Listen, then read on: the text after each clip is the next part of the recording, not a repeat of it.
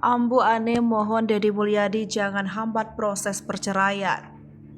Sidang gugatan cerai Bupati Purwakarta Ane Ratna Mustika yang akrab disapa Ambu Ane kepada suaminya Deddy Mulyadi kembali digelar di Pengadilan Agama Purwakarta Rabu 19 Oktober 2022. Pada sidang kedua ini, Ambu Ane itu hadir bersama keluarga, sedangkan Deddy Mulyadi tidak hadir dan hanya diwakili kuasa hukumnya.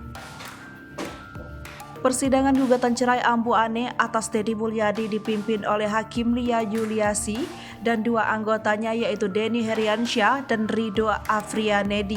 Di ruang sidang utama Umar bin Khattab, sidang dimulai pukul 9 waktu Indonesia bagian Barat. Pada sekitar pukul 9:20 waktu Indonesia bagian Barat, Ambu Ane dan kuasa hukum Deddy Mulyadi keluar sidang utama kemudian masuk ke ruang mediasi.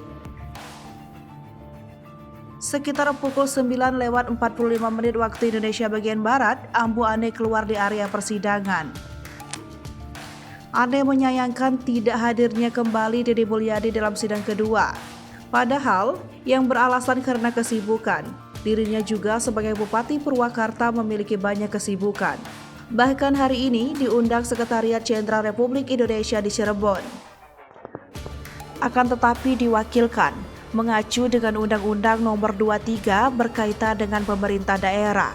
Ambu Ane mendelegasi tugasnya sebagai bupati dari pusat ke wakil bupati.